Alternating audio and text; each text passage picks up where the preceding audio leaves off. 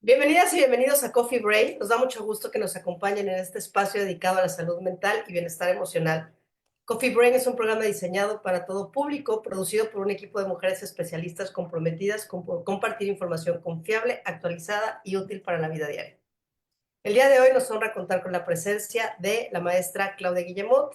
Ella es terapeuta sistémica familiar con especialidad en terapia focalizada en emociones y prácticas narrativas. Buenos días, Claudia, bienvenida. Hola, hola, buenos días a todas y a todos. Yo soy la doctora Kitsia Ruiz Navarro, médica psiquiatra, y tengo el gusto de conducir esta sesión. Le cedo la palabra a la maestra Claudia Guillemot para presentar a nuestro invitado. Adelante, Claudia. Y me pongo los lentes porque si no ya no leo. La verdad es que estoy súper contenta porque Sicándar Ortega nos aceptó la posibilidad de estar hoy aquí con nosotros. Sicándar, yo les decía antes de entrar al aire, es de los alumnos que supera al maestro por mucho, así nos conocimos, yo dándole clases. Él es licenciado en psicología, tiene además, aquí tengo mi resumen de veras, maestro en terapia cognitivo-conductual con certificación por la Academia de Terapia Cognitiva y el Instituto Beck, está doctorado por la Universidad del Sur de California, es cofundador del Centro de Psicoterapia Cognitiva, donde cumple funciones como director clínico académico y parte del Consejo de Investigación, es ponente que ha publicado en temas de salud mental en la adolescencia, riesgo suicida, adicciones, trastornos del estado de ánimo, ansiedad y mecanismos transdiagnósticos, además de muy premiado y laureado en muchos aspectos de sus investigaciones. Y bueno, Sikandar, te quiero mucho y te agradezco tanto que nos hayas aceptado la invitación. Al contrario, el gusto es mío. Siempre encantado de participar en este tipo de pláticas. Gracias. Y bueno, y también les voy a dar un poquito el panorama de por qué estamos haciendo todo el mes de mayo del 2025. Son 5 jueves, de hecho estamos trabajando ahorita en 1 de mayo porque era la fecha que podíamos coincidir con Sikandar, en temas de adolescencia, ¿no? Netflix tiene ahora una miniserie llamada Adolescencia que ha generado muchas preguntas, dudas, inquietudes que han llegado a los diferentes consultorios, ¿no? De quienes participamos en Brain and Mind y seguramente de otros colegas, ¿no? Psiquiatras y psicólogos y psicólogas. Y bueno, pensamos que siguiendo de alguna manera los distintos temas que se tocan en la serie, podríamos abordarlos desde temas de salud mental, normalizar hablar de estas cosas, dar herramientas para que nuestra audiencia diga, bueno, que sí se puede hacer, ¿no? Y fíjense que buscando información me encuentro con un libro de hace mucho tiempo ya, pero lo escribe una pediatra especializada en adolescencia y dice, y le estoy leyendo textual, la transformación de niños y niñas en adolescentes provoca cambios a veces difíciles de comprender que en ocasiones los llenan de miedo y de angustia. Para los padres podría resultar difícil explicarles cómo y por qué ocurren estos cambios. Y los cambios pues son en muchísimos órdenes, ¿no? Un poco también para dar contexto, buscando definiciones de adolescencia, etimológicas, bueno, todo es como falta de, te duele algo, es adoleces de, ¿no? Y es como este términos que se convierten en algo como muy, muy, muy confuso. Y pues desde ahí podríamos partir, Sikandar, un poco como qué se entiende por adolescencia, dónde la ubicamos, es nada más una etapa de transición, te cedo la palabra. Gracias. Es que yo creo que desde ahí está uno de los retos, porque es muy difícil hablar de adolescencia con una definición única y que todas las personas y todas las disciplinas estén de acuerdo.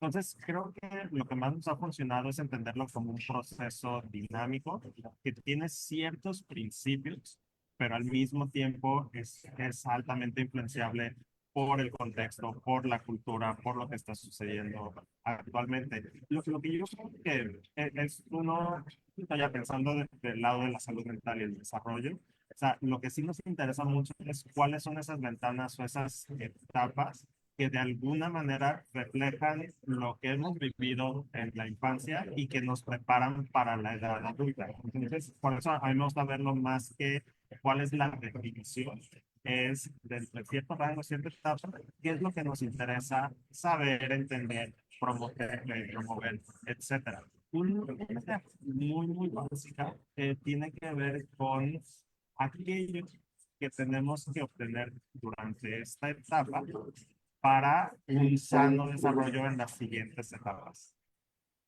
A ver, entonces aprovechando esto, perdón, ya ni alcé la mano, es la Organización Mundial de la Salud la ubica como por una etapa de transición. Tú lo que dices, esto es más un proceso, ¿no?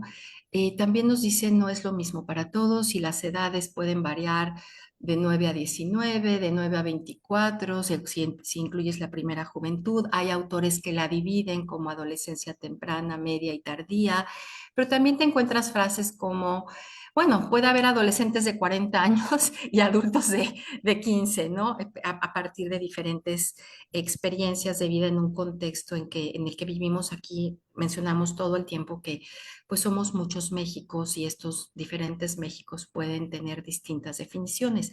Hablando de la serie, pues es un jovencito de 13 años que estaría esto que llaman en inglés los teenagers, pero que acorde con la mayor parte de los textos, la adolescencia empieza antes con la pubertad, como el aspecto biológico de la adolescencia. Kitia, no sé si ahí nos podrías decir algo sobre el cerebro adolescente. No existen.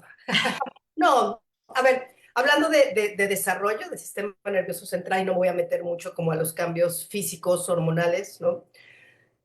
Cuando empieza la adolescencia, nuestro cerebro viene una etapa que se llama poda neuronal.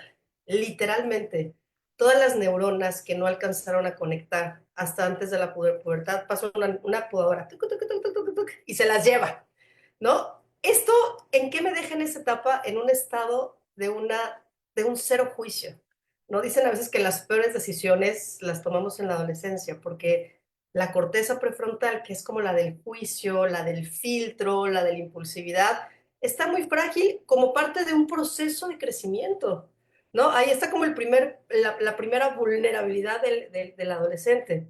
Y es más o menos hasta los 21, 22 años donde todas esas redes neuronales se están formando. Entonces, mientras más limpio, por así decirlo, esté mi cuerpo, mi cerebro, mi ambiente, mis estímulos, pues voy a formar unas conexiones neuronales muy sanas.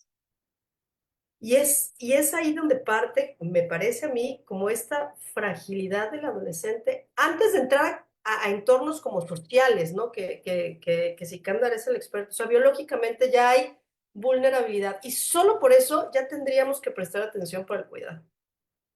Fíjate, entonces, es la poda neuronal, vamos a decir, y también todo el aspecto hormonal, ¿no?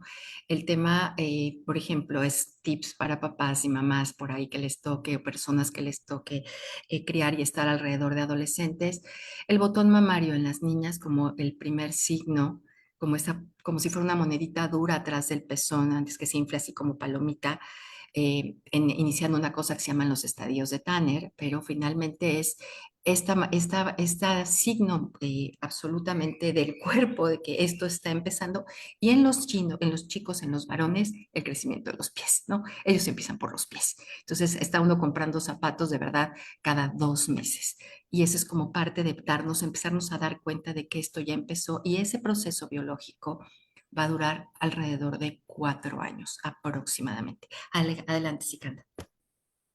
Y al escuchar a la doctora, digo, solo por poner un ejemplo de la interacción entre el entorno familiar, lo social y esto biológico, es, por ejemplo, digo, y tenemos que hablar en algún momento del uso de redes sociales y tecnología. Entonces, si desde una temprana edad estás acostumbrado, por decirlo así, a tu cerebro, a la gratificación inmediata y no practicas la postergación de gratificación, el control de impulsos, cuando llegamos a la adolescencia y sucede esa poda, las conexiones que estamos perdiendo es la capacidad para inhibir, para pausar, etcétera, por esta, insisto, o sea, por esta influencia social de, es que ya todo lo queremos rápido y fácil y nos ponemos casi casi las manos con el celular de quiero saber eso, quiero buscar eso.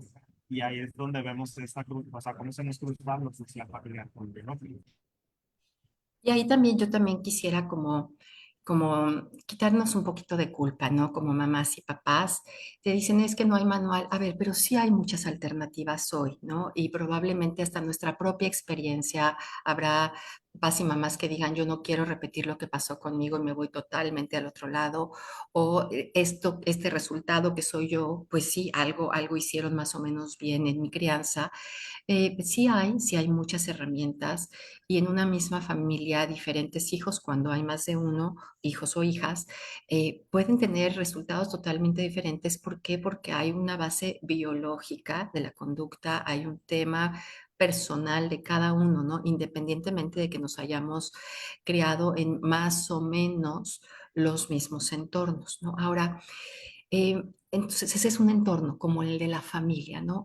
En relación con familias, Sikandar, ¿qué has visto tú en tus investigaciones? ¿Qué has encontrado que se podría mejorar o que nos da como cierto tema de esperanza? En la película es una familia de cuatro, hay una hermana mayor, también adolescente, y son pues papás que trabajan, un papá que reconoce que su negocio empieza a florecer y a estar menos tiempo en casa y que de pronto, y lo estoy hablando desde otro autor que dice que la conformación de la familia hoy de pronto podría generar abandono en los niños y niñas y adolescentes, no porque seamos negligentes, no porque, así al contrario, sino porque en la responsabilidad de la crianza en familias nucleares, pues salimos a trabajar todo el día, ¿no?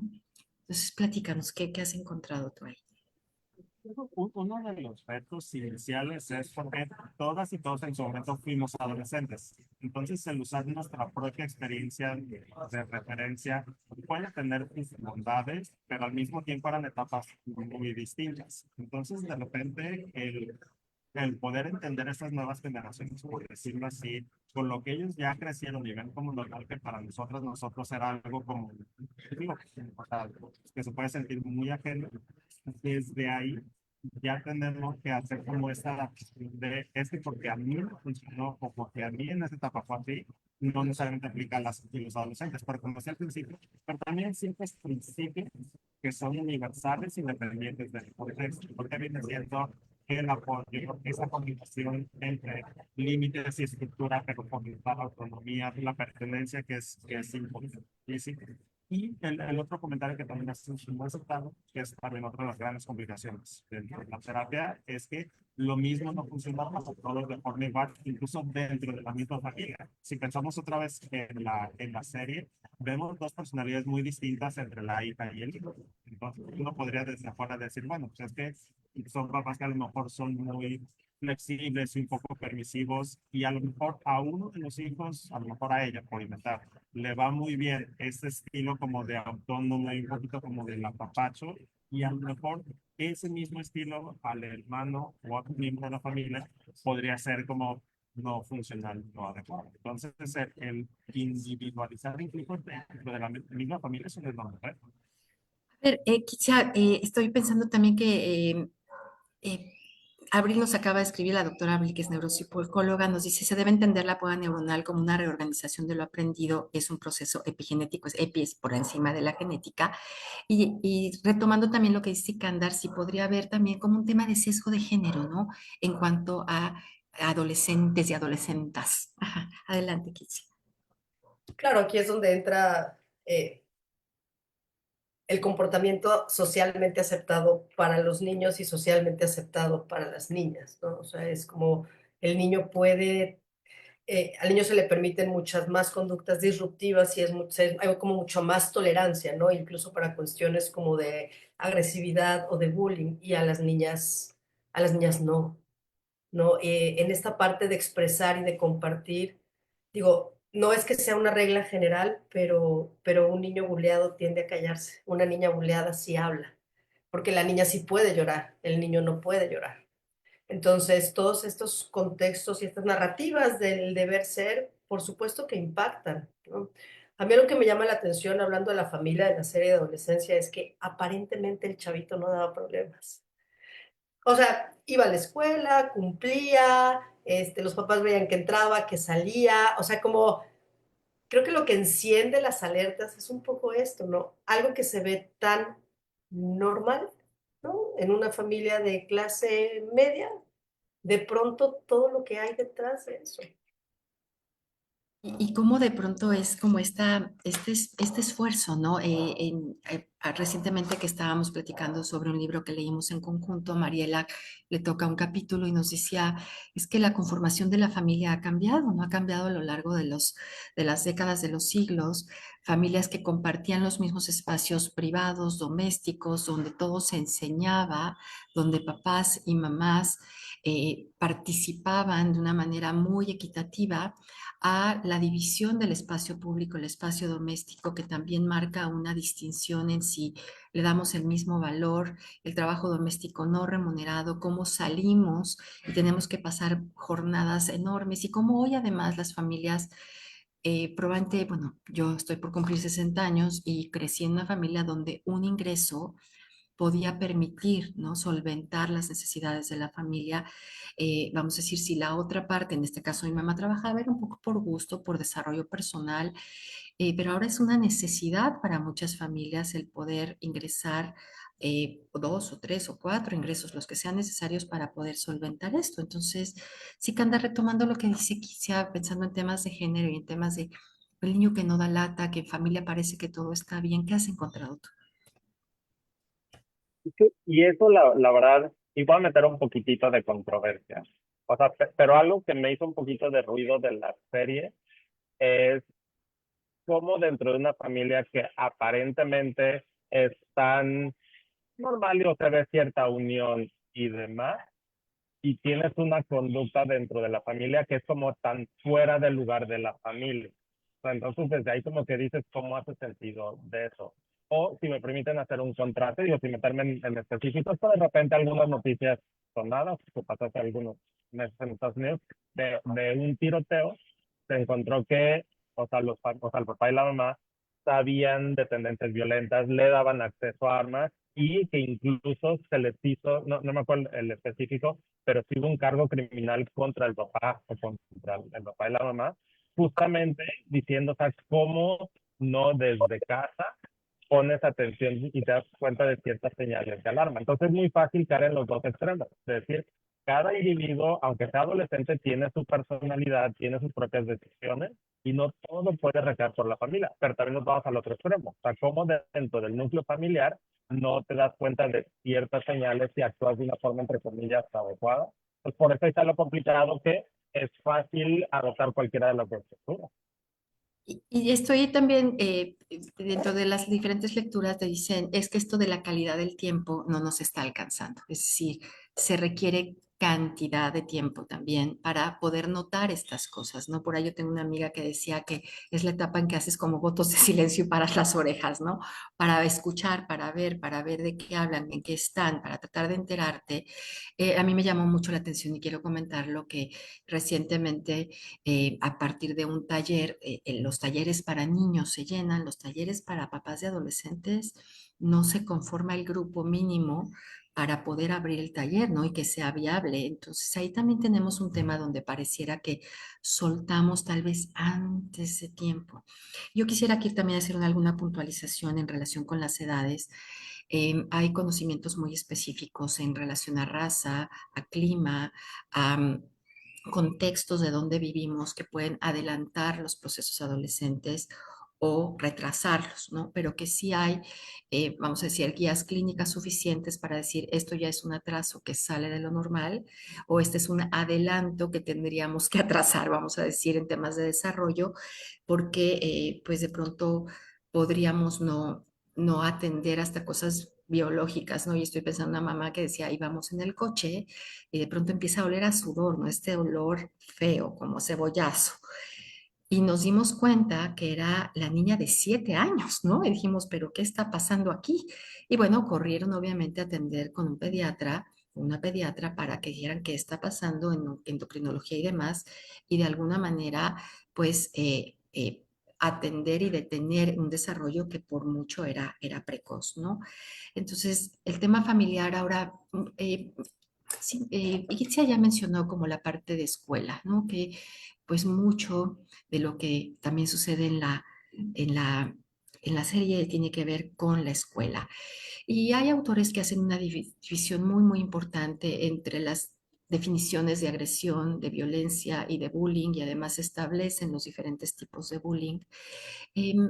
Sí que andar en escuelas, saliéndonos como del ambiente familiar. Uno ve la escuela, los maestros lidiando con un chorro de aparatos, teléfonos, toda la tecnología que llega, cómo los reglamentos escolares de pronto quedan cortos para todo lo que sucede, pero específicamente en relación con las escuelas, y yo uso la palabra bullying porque es mucho más que acoso.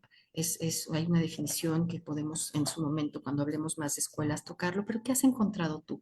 ¿Cuál es el papel de la escuela hoy para adolescentes? ¿Le ven sentido? ¿Como para qué estudio? El maestro me aburre, lo veo como el camino porque mis papás fueron académicos y esto es lo que tengo que hacer. ¿Cómo lo ven? Yo voy a ser el Contreras hoy, por lo visto, porque o sea, en vez de dar una respuesta clara, solo voy a meter más dudas. Porque la escuela puede ser uno de nuestros mejores recursos o puede ser una tortura para las y los adolescentes. Porque, y regresamos a o sea, a lo importante de la etapa, como el tema de los pares, los vínculos, la aceptación es algo tan importante. Sí, o sea, lo que sabemos, la opinión de las y los amigos llega a ser tan o más importante que de la misma familia. Lo digo un poquito de broma, pero cuando un papá o una mamá no le gusta algo sobre la vestimenta, etcétera, de los hijos, es como, dile que te gusta, dile que qué bien se ve, dile que qué padre, y eso va a ser más como que se vaya hacia el otro lado que el buscar la aceptación del papá de la mamá. Pero bueno, el punto es que entonces la escuela, o sea, es un periodo, o sea, puede ser un excelente recurso porque aquí, ahí va a encontrar cosas necesarias que no encuentras en la familia. O sea, un poquito tu identidad, autonomía, para que si eres bueno empezar a relacionarte también un poquito con el tema de atracción, etcétera. Pero eso te hace todavía más vulnerable, porque justo digo, y es algo de lo que vimos, o sea, en la serie, te pegan por donde te duele. Y lo más problemático, bueno, no voy a decir lo más, pero algo muy problemático del bullying en el contexto escolar es como lo sistematizado, que ya no es uno a uno, porque si fuera como hay una persona que me trae de bajada, dices, ah, qué pesado, pero hay lo puedes identificar. Como vimos en la serie, en la película, cuando ya es algo que parece sistematizado, que todos te incluyen, que en cualquier momento te llega de cualquier lado, si nos vamos un poquito de la doctora que nos ayude, o sea, a la parte del estrés crónico, o sea, el saber que eso es lo que te espera al día siguiente, saber que eso es como tu realidad, o sea, estás en un estado de estrés constante y eso pues va a tener influencia como por muchos caminos. Y creo que vale la pena entonces aquí como meter, ya sabes, decía, es un comportamiento violento y persistente, resultado de un abuso de poder que ocurre entre jóvenes de edades semejantes. Es deliberado y sistemático. Son actos pocas veces denunciados y su resultado es un daño emocional y en ocasiones también físico. Y fíjate que hablando de esto, otros tipos, digo, y después lo dividen, ya sabes qué tipos de bullying, y si el bully, el bulleado y el testigo, como toda la parte que se ha estudiado, pero también hay un tema como de exclusión social que nos ha tocado atestiguar, ¿no? A veces de manera tal vez está muy cercana, al decir, aquellos jóvenes que van bien, que de alguna manera su sistema familiar va dando las pautas, los permisos, las experiencias que consideran viables acorde con la edad, eh, van siendo como excluidos del grupo, ¿no? Es una manera de hacerlos sentir que no son parte en una etapa de la vida donde el sentido de pertenencia es literalmente vital, ¿no? De ser parte de encontrar esta identidad.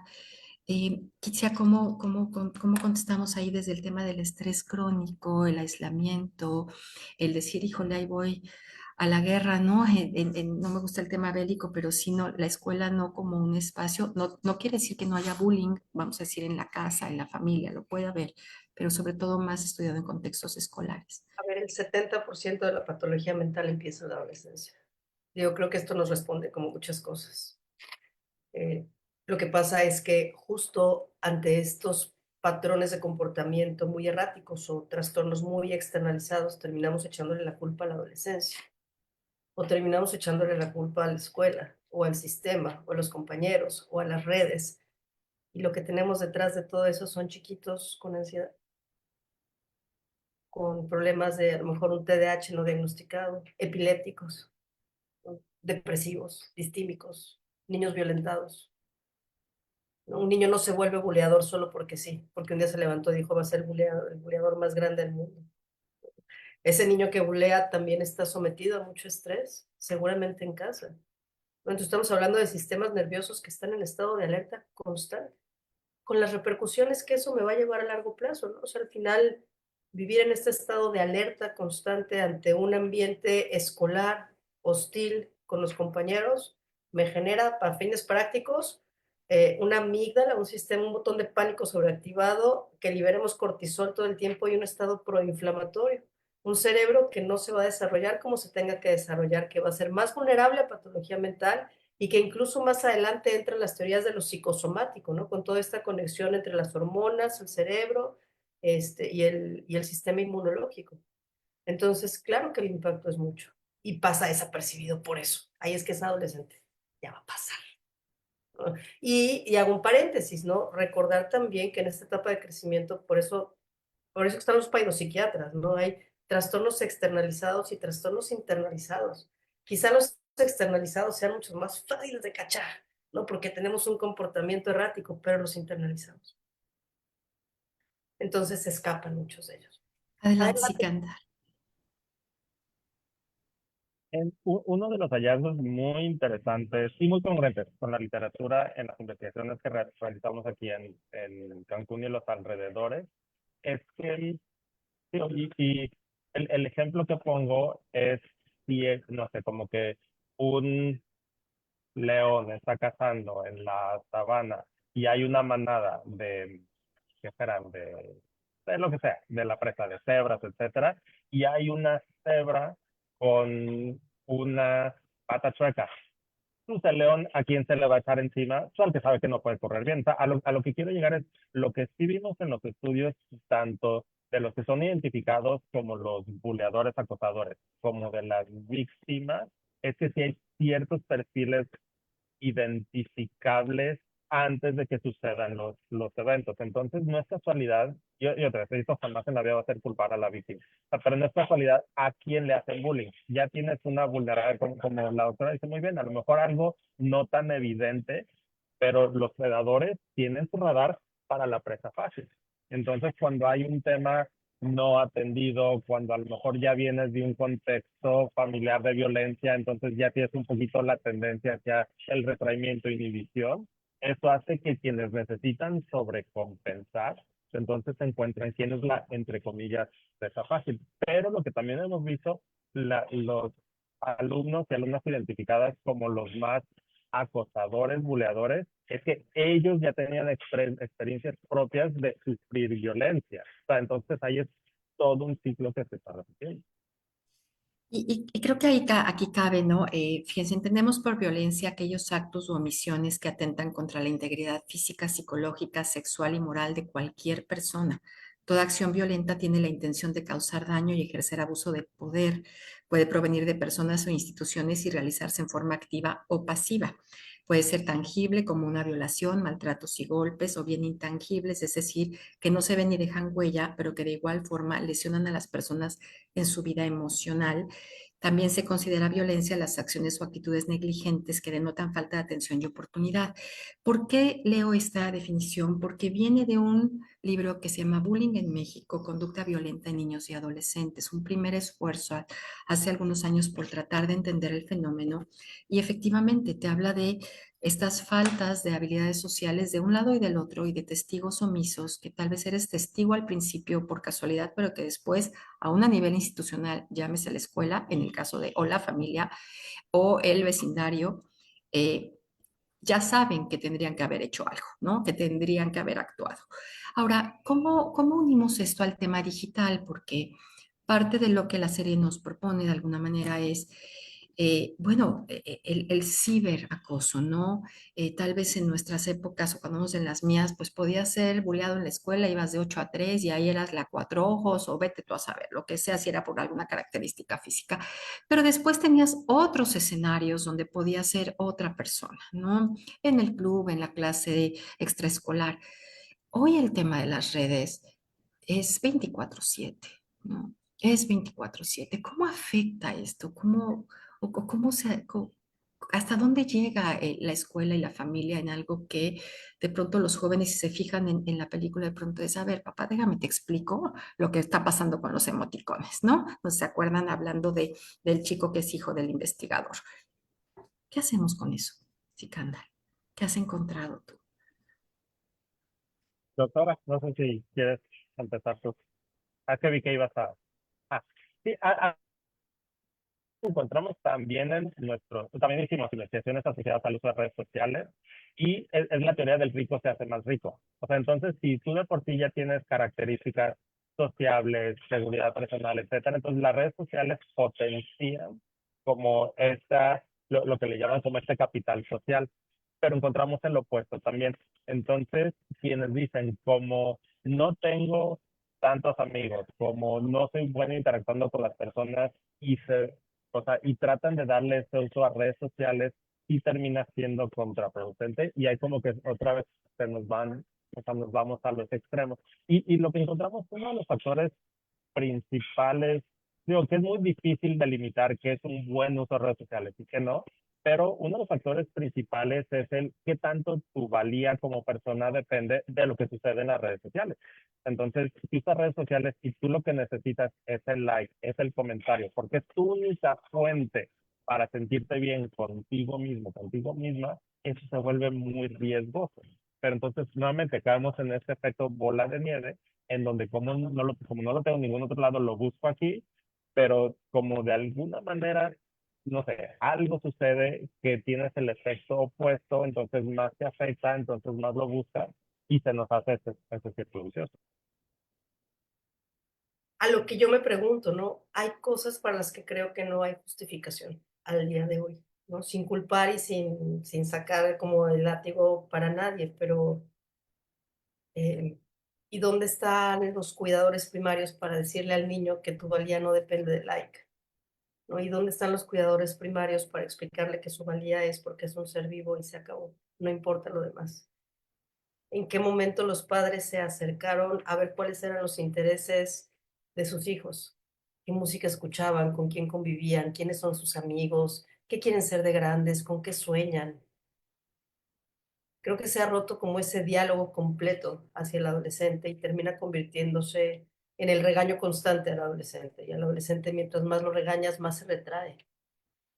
Entonces, no se vale que los papás digan cuál es ese lenguaje que mis hijos están usando. Creo que el gran reto es cómo voy a estar cercanos a ellos. Y a ver, enséñame tu WhatsApp, a ver, y explícame los emoticones, y a ver, ¿y esto de qué se trata? ¿Y este reto de qué es? ¿No? O sea, como no hay, no hay, creo que los mismos padres fomentamos sin darnos cuenta ante el regaño, el castigo, que los hijos pierdan la confianza. Entonces, pues, no sé, no sé, esto nos podía hablar, pero no quiero adentrarme más en eso. A lo que voy es, no se vale no saber, creo yo, Ok, porque es un pero derecho de los niños. ¿cómo mediamos Cuidado. entonces entre esta y es una pregunta que llega mucho a la consulta, pero entonces me meto en su celular, sigo sus redes, que me va a decir que estoy de metiche, que es su privacidad, que estoy atentando contra qué, en qué momento es por ahí te dicen, por ejemplo, hay juegos, ¿no? Es una manera de conectar, pero están jugando juegos que no son aptos para su edad y mucho menos la cantidad de tiempo que están ahí, ¿no? En la serie te dicen, bueno, le compramos la compu, pero sí pasaba mucho tiempo en su habitación, ¿no? No sabíamos que estaba ahí, suponíamos que estaba jugando con sus amigos, ¿no? Es decir, hasta dónde la privacidad, la independencia, la autonomía y todavía la vigilancia, somos o no papás helicópteros, cómo saber que sí y que no, Sikandar? Aquí una de las recomendaciones es, o sea, no sé, y otra vez, sin meterme en temas sociales, o sea, pero no puedes únicamente convertirte en policía sin cubrir las bases. ¿A qué me refiero? Entonces, si dices, ok, entonces quiero que mi hijo o hija adolescente no tenga contraseña en su celular para yo en cualquier momento poder revisar, o sea, pero entonces desde ahí lo importante que queremos, o sea, lo estamos perdiendo de vista, porque a fin de cuentas, ¿qué es lo que quisiéramos? O sea, confianza, apertura, comunicación, responsabilidad, límites. O sea, entonces, el punto de partida no es el ponle atención a lo que está sucediendo con las redes sociales, nada más empieza a sentar las bases o a recuperar las bases desde atrás y que eso te lleve de una forma natural hacia el cómo estás usando las redes sociales. Una de las preguntas que les hacemos al papá, a la mamá, es ¿tú cómo crees, qué percepción de ti crees que tiene tu hijo y o tu hija? ¿Y qué percepción, o sea, si le preguntamos al adolescente o la adolescente, oye, ¿tus papás qué opinan de ti? ¿Qué crees que dirían? O sea, porque entonces, si mi percepción es que creen que yo soy una mala hija, creen que yo no me puedo controlar, creen que eso, o sea, entonces, si mi percepción es, tú me ves como, ¿sabes? Una percepción negativa, pues entonces no va a haber esa confianza como para acercarme si tengo una duda, si necesito apoyo. Entonces es como construir, es como desde las bases para que cuando hablemos del tema de uso de redes sociales ya tengamos de dónde apoyarnos. Ahora, ¿cómo, eh, qué hacemos, por ejemplo, esta parte? Es que la nana es la pantalla, ¿no? Es que es la manera de entretenerlos, es que es cuando se está tranquilo y quieto. Y si estamos pensando en lo que decía Kitsi, a ver, un porcentaje altísimo de temas de salud mental empiezan en la adolescencia, ¿no? Enfermedades que debutan tal vez en la adolescencia tardía. Estamos generando, estamos más allá de temas sociales y conductuales. A mí me acaba de tocar un chiquito que, aunque yo ya no veo niños por un tema de disponibilidad de tiempo, entra con un diagnóstico de trastorno oposicionista desafiante y yo veía a un niño flaco con dientes chuecos, ¿no? Y, y lo que dice el médico que lo revisa después dice, no, esto es una depresión, ¿no? Y este niño está pidiendo a gritos orden en su vida, ¿no? Eh, ¿cómo acercarnos entonces? Porque como decía Kitsia, lo fácil es aventárselo al adolescente, pero entonces al niño no, porque sí lo dejamos de lado. Es realmente un tema de bajarle el ritmo de vida y dedicar más tiempo. Familias uniparentales podrían tenerla más difícil porque no hay más red de apoyo. Nos estamos recargando mucho en la escuela. Todavía me tocó una escuela no hace mucho que, por ejemplo, para la plática sobre menstruación dividió a niños y a niñas, ¿no? Yo decía, pero ¿cómo, por qué? Eh, ¿Qué estamos haciendo mal? Estoy pensando en Mariela, que hoy no nos pudo acompañar, pero decía, hay cosas que están sobrepasando la consulta. Esto requiere más un cambio social. Pero estamos viendo afectaciones en salud mental importantes. ¿Qué has encontrado tú ahí en parte de tu investigación, como más dirigido a temas de salud mental, Sikanda? Si partimos, vamos a ir de los precursores de los síntomas de psicopatología, digo que aquí tenemos que ligar infancia y adolescencia, pero vamos a resumirlos en cuatro, que por supuesto no son los únicos, pero cuatro que les tenemos que poner atención. Tolerancia a la frustración, postergación de gratificación, control de impulsos, regulación de emociones. O sea, sin esos cuatro, los retos que se nos presentan en la adolescencia son muy complicados. Y lo que le agregaría a este comentario es uno de los principios con los cuales trabajamos dentro del marco, o sea, familiar, cuando hay hijas, hijos en edad infancia y adolescencia, es opuestos positivos. O sea, es un poquito más hacia el vamos a fortalecer más que eliminar el problema. Entonces, ok, tú puedes castigar al adolescente, amarrarle las manos, quitarle el celular, pero ¿qué vas a poner en su lugar? ¿Qué es lo que está obteniendo desde esa fuente que en su mente y en su psicodinamia está necesitando desde el celular y redes sociales que si se lo quitas, ¿con qué lo estás reemplazando? Si yo necesito ese like para sentirme bien conmigo mismo, ok, te quito el celular, ¿qué va a pasar con esa necesidad no cubierta? Y también creo que para poder transmitirlo, uno tiene que hacerlo, ¿no? Porque A ver, me quedo yo pensando, hay un comentario de aquí de Abril, dice, en la serie yo lo que observé es que el papá tiene los mismos arranques violentos y pierde el control. Y el niño incluso se lo cuenta a la psicóloga, ¿no? O sea, es como de, ¿qué le voy a transmitir a mi hijo si yo me comporto igual? ¿Dónde entra la sensatez? O sea, es... Y entonces empezamos a toparnos con muchos temas de una negligencia, pero una negligencia intencionada, sino la misma carencia. Yo no puedo dar lo que no tengo, no puedo enseñar lo que yo no tengo. Y tristemente quien termina siendo el síntoma en la familia, pues es el chiquito, cuando hay el que tiene el problema, cuando en realidad es una cuestión que va mucho más allá de... Ahí está la experta Claudia, ¿no? Que te puede explicarlo mejor cómo uno se saca el síntoma de la familia. Adelante, Sicana. Y también muy acertado el otro comentario ahorita que nos hacían de, y tampoco se vale pedirles algo que nosotros no estamos dispuestos a hacer. Decimos, sí, no, que tu valía no valga de la opinión y las redes sociales. ¿Cuántos y cuántos como adultos no vivimos con el celular también? Y a lo mejor mi valía, no yo, pero a lo mejor mi valía no depende del like, pero sí depende de mi trabajo. Y sí depende, o sea, entonces de repente dices, no se vale pedir algo, esperar algo que no estamos dispuestos a mostrar con el mismo ejemplo. Es que, ¿por qué no sales a disfrutar el día? ¿Por qué no haces, o sea, pensando en nuestra propia adolescencia? Ay, es que yo a tu edad iba con un balón al parque y hacía amigos. O sea, de repente dices, o sea, estás como un poquito desconectado de lo actual y pues yo te veo todo el día o en el celular o de malas o lo que sea. Entonces tampoco estamos, a veces no estamos enseñando con el ejemplo.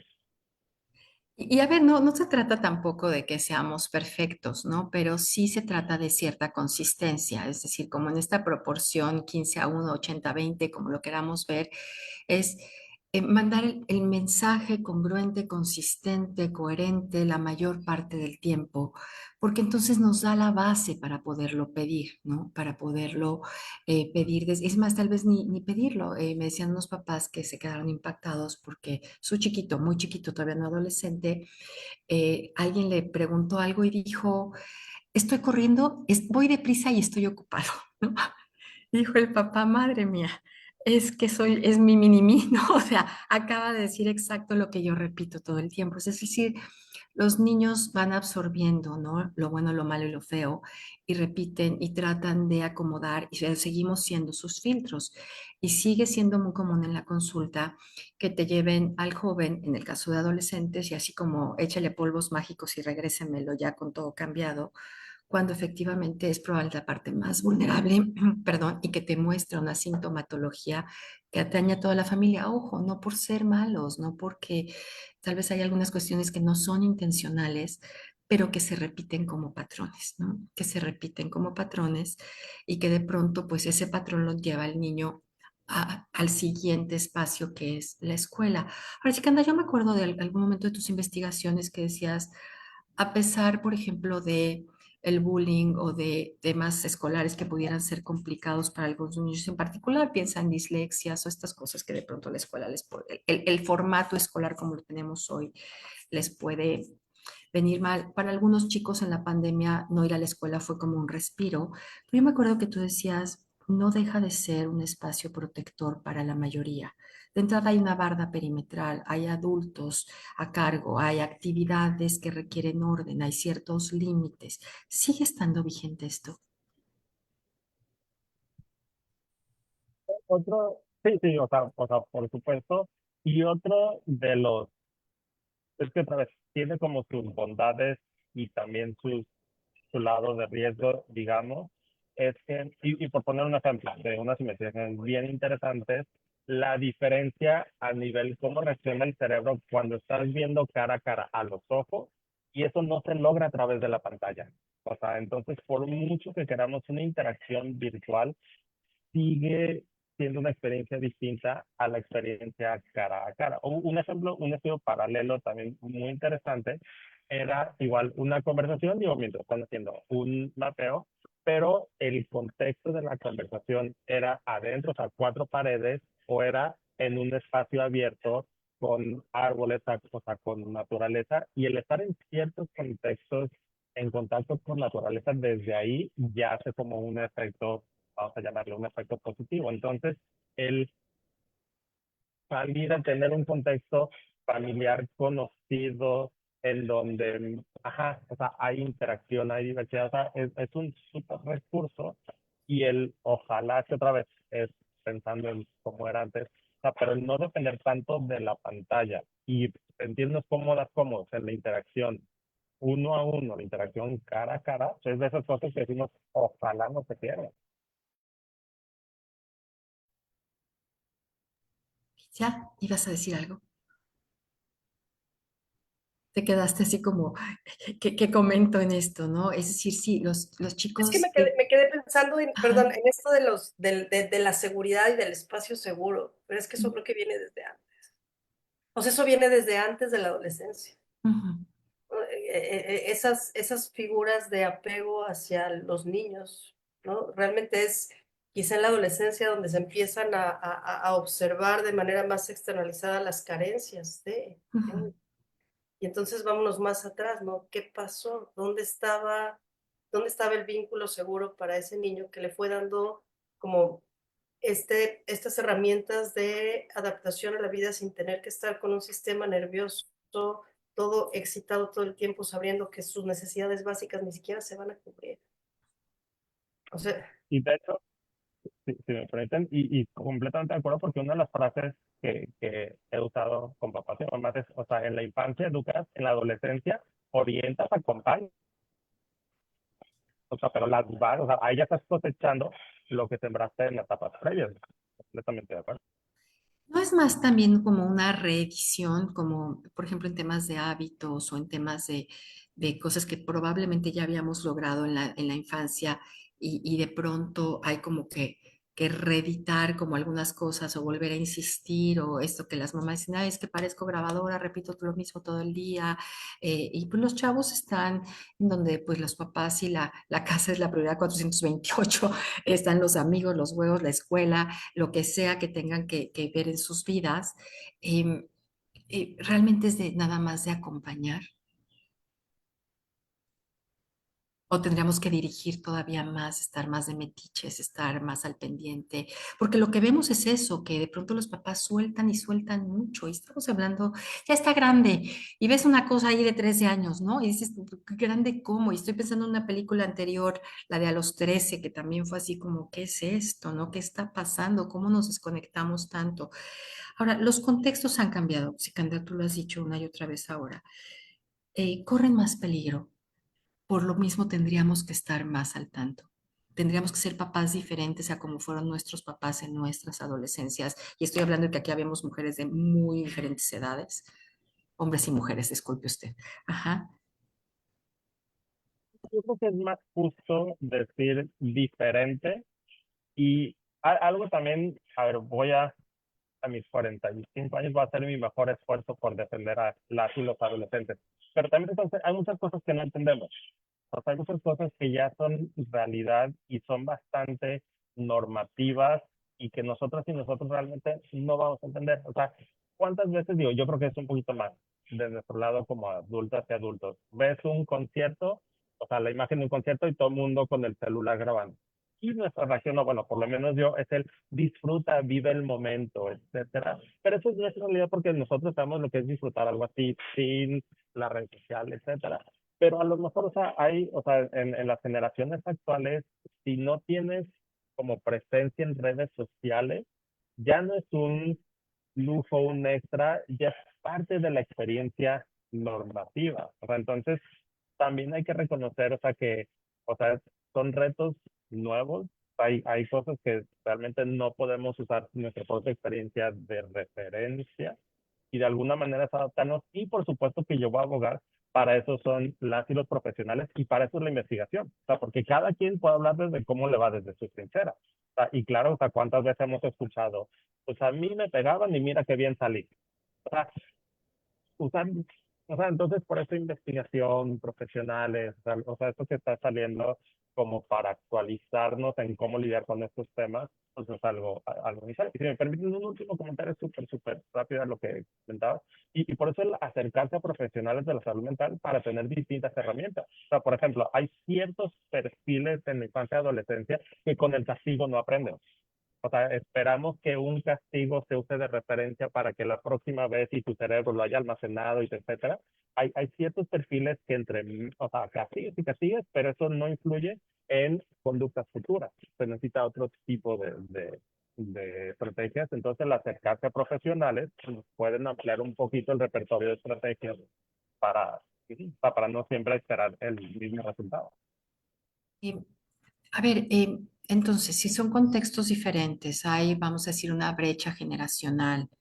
em, Tendríamos que entender mejor cómo lo viven ellos y eso pues es comunicación en una etapa en lo que pues se comunican con sus pares y no necesariamente con nosotros, entre jóvenes las cosas. Y estoy pensando en un joven de hace algún tiempo que decía, mira, en la escuela pues nosotros sabemos lo que pasa, ¿no? Los maestros más o menos. Los papás no tienen ni idea, ¿no? Así, tal cual. ¿No? Yo decía, ok, es decir, como en esta experiencia muy de ellos, ¿no? Muy de este espacio de pertenencia. Y sin embargo, con un país, México, que tiene alrededor, más o menos, acorde con el INEGI, 25% de su población en esa, más o menos en esas edades, más temprana, más tardía, juventud inicial, algunas adolescencias que no terminan, ¿no? Parece personas que no salen de ahí. Y no sé si te acuerdas, Sikandar, pero en la época en que tú estudiabas la licenciatura, por ahí había estudios que decían, pues es que están chavitos de 14 en antros y que no deberían estar ahí, y hay adultos de 40 que no han salido de ahí, ¿no? Y cuando el grupo universitario era el que le correspondía y era el que no encontraba como ese lugar, vamos a decir, de desarrollo social, de socialización. Mi pregunta va por este lado y creo que también quizá es, ¿estamos viendo más prevalencia de temas de salud mental y de, vamos a decir, enfermedad en general en adolescentes? ¿Estaríamos, no nada más por la cantidad de población adolescente que tenemos, sino por la calidad de vida que están llevando? Adelante, chica. Yo voy a hablar para esa pregunta de dos fenómenos.